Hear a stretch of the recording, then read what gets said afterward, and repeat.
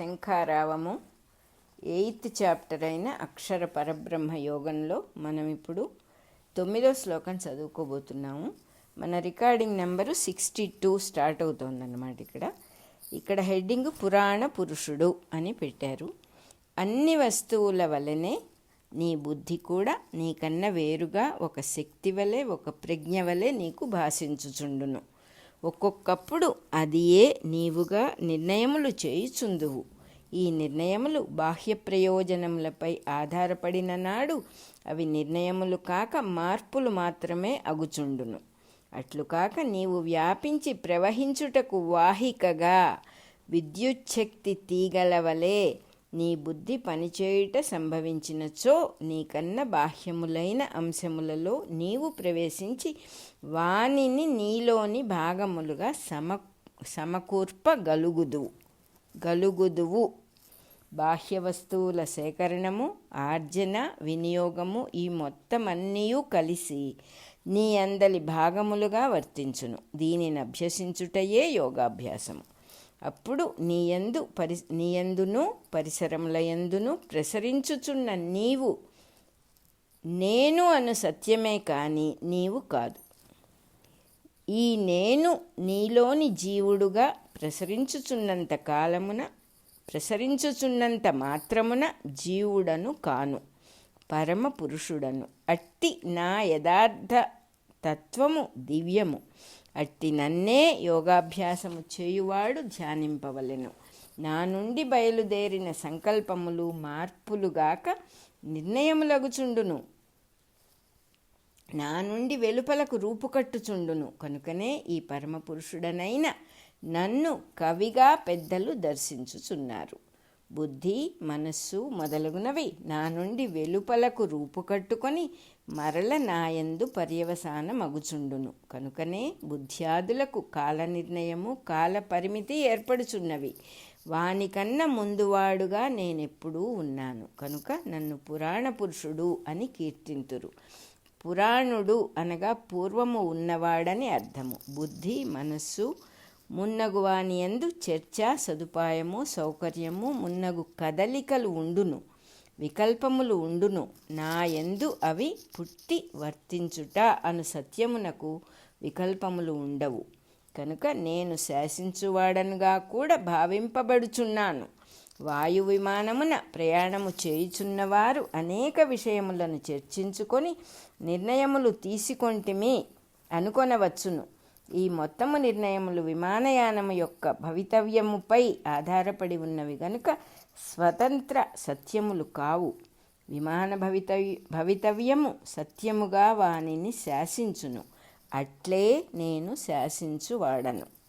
విమానమందలి ప్రయాణికుల దేహములయందలి పరమాణువులన్నీయు విమాన వేగమునందు భాగములుగా ఉండును. దేహములలోనూ వారి వస్తువులయందు గల పరమాణువులన్నిటిలో విమాన వేగమున్నది. అది అణువులలో అణువుగా మరియు సూక్ష్మముగా వర్తించుచున్నది. అట్లే ఈ పరమపురుషుడు సృష్టియందణువులో అణువుగా పెద్దలచే ధ్యానింపబడుచున్నాడు. సృష్టియను మార్గమున అన్నిటికీ నిర్ణేత అగుచున్నాడు. కనుక అతడు ధాత. విమాన ప్రయాణికులకు ప్రయాణము జరుగుచున్నట్లు తెలియను గాని ఆ ప్రయాణం ఎట్లున్నదో గోచరింపదు. అట్లే ఈ పురాణ పురుషుడు అచింత్య రూపుడు. అతని రూపములు, రీతులు తలచుట కందును గాని అతడందడు. సృష్టి అంతయు అతని యందు ఆవరించుకొని ఉన్నది కనుక అది గోచరించును, అతడు గోచరింపడు. అది ఆవరణలుగా ఉన్నది కనుక అతని చుట్టూను కమ్ముకొనిన చీకటిగాను, అతడు దానికి అతీతుడైన వెలుగుగాను గోచరించును. 9వ శ్లోకం అయిపోయింది. ఇన్నిటికి వానియందు అంగాంగీభావమున్నది గనుక వానియందు యోగమున్నది.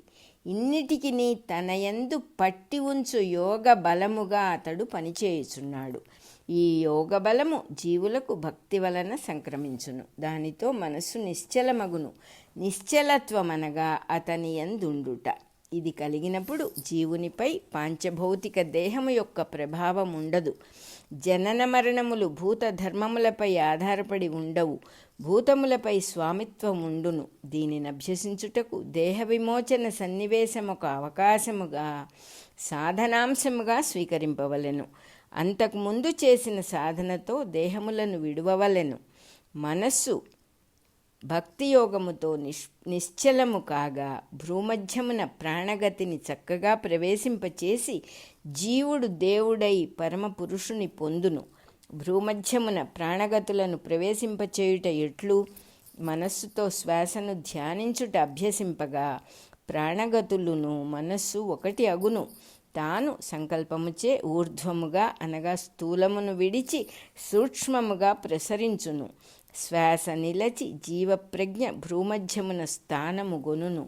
శ్వాసతో మనస్సు ఒకటి అయినది గనుక ఇట్టి సాధకునకు శ్వాస నిలుచుట అన్నను నిలుపుట అన్నను ఒకటే, అనగా బుద్ధిపూర్వకము.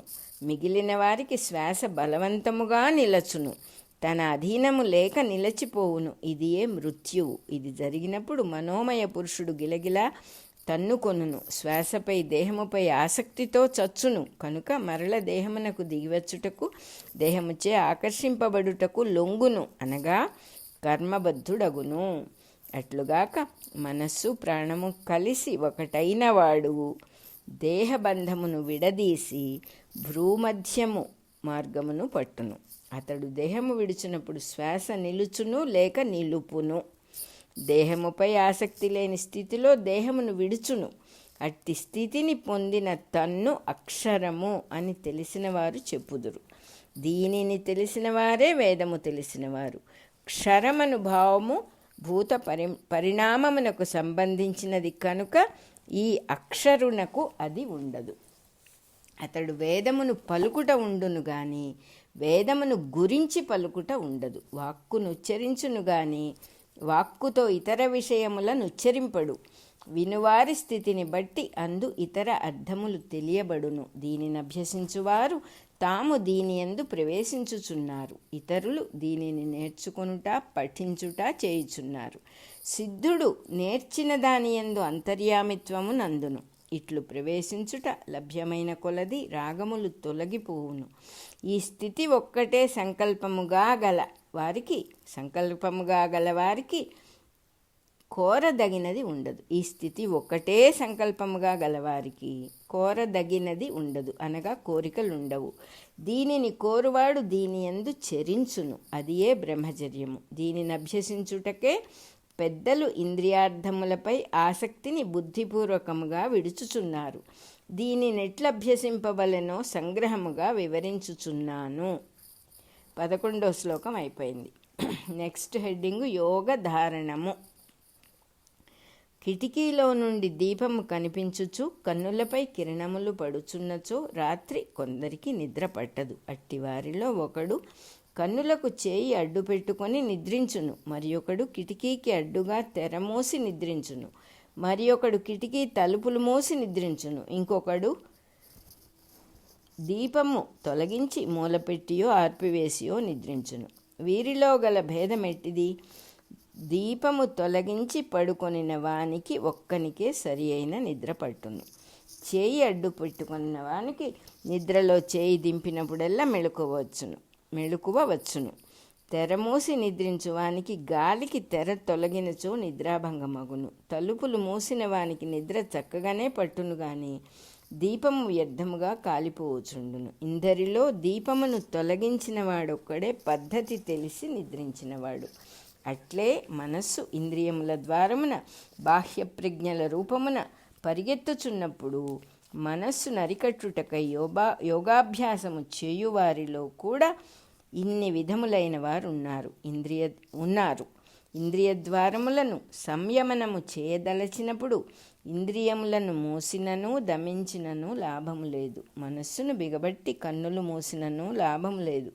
మనస్సున సంకల్పములుండి ఇంద్రియముల వెంట వెలుపలకు పరిగెత్తుచుండును. మనస్సున సంకల్పములుండి ఇంద్రియముల వెంట వెలుపలకు పరుగులెత్తించును. కనుక మనస్సును బిగించినను లాభము లేదు.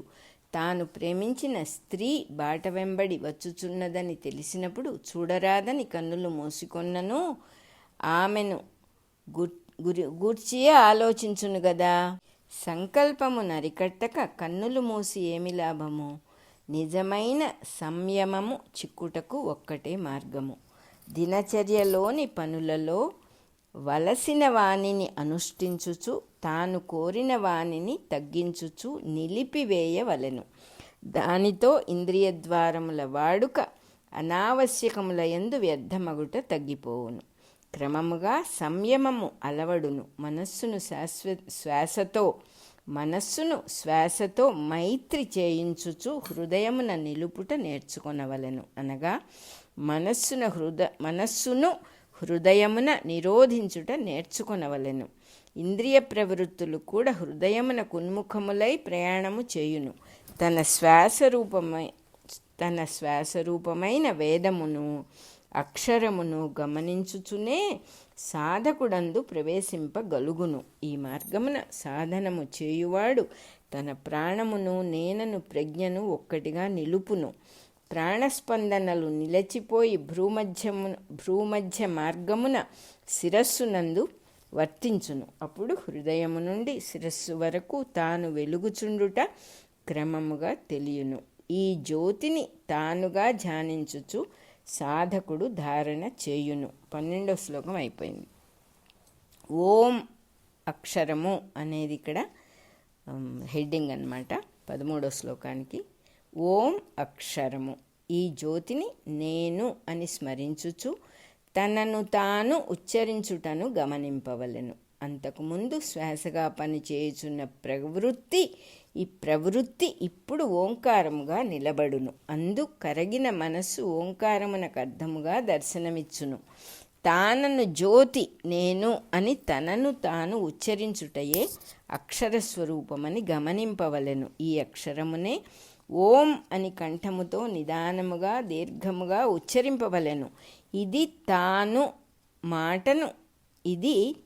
మాటను ఉచ్చరించుట కాక తనను ఉచ్చరించుట అగును. ఇట్లు ఉచ్చరించుచు తన దేహము కన్నా తాను వేరైన అక్షరముగా తెలుసుకొనును. ఉచ్చరించుట అనగా చరించుట అనగా ఊర్ధ్వ మార్గమున చరించుట అని. దానితో క్రమముగా దేహమునకును తనకును గల సంబంధము విడిపోవును. దేహమును విడుచుట అనగా చచ్చుటయే కానక్కరలేదు. దేహముతో మూడిపెట్టుకొని ముక్కలు ముక్కలుగా జీవించుచున్న తాను దేహస్థితి కన్నా అతీతుడుగా ఈవలకు వచ్చుట. అట్టివానికి వచ్చుటయే గాని చచ్చుట ఉండదు. చచ్చుట పుట్టుట వాస్తవమునకు భూత సృష్టికి కూడా లేవు. భూత సృష్టికి క్షయమగుట లయమగుట ఉన్నవి. క్షయమే కాయమనబడును. దాని ఆకారము భూతములలోనికి విడువబడుట లయమనబడును. ఈ లయము క్షయము తుది మొదళ్ళు కావు. భూత సంసర్గము చెందిన మనస్సునకు మాత్రము లయము క్షయము ఉన్నవి.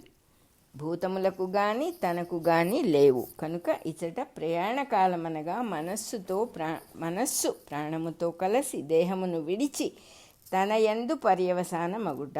ఇది ఉత్తమ గతిని కలిగించును. ఉత్తమ గతి అనగా ప్రజ్ఞ స్థూల దేహము నుండి సూక్ష్మమైన తన దగ్గరకు ప్రయాణము చేయుట.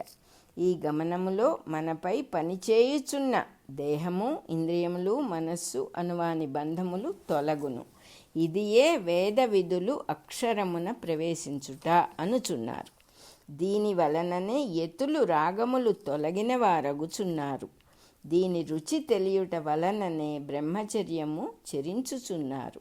ఇది తెలిసిన వారికే సుఖము అను పదమునకు అర్థము మారుచున్నది. ఈ పని చేయవలెను, దీనిని సాధింపవలెను అను సంచలనములు మాయమై జరుగుచున్న దానికి తాను నిమిత్తమగుచున్నారు. ప్రయత్నమంతయు ఈ సాధన రూపమై పరిణమించుచున్నారు. తన దేహము ప్రదేశమునకు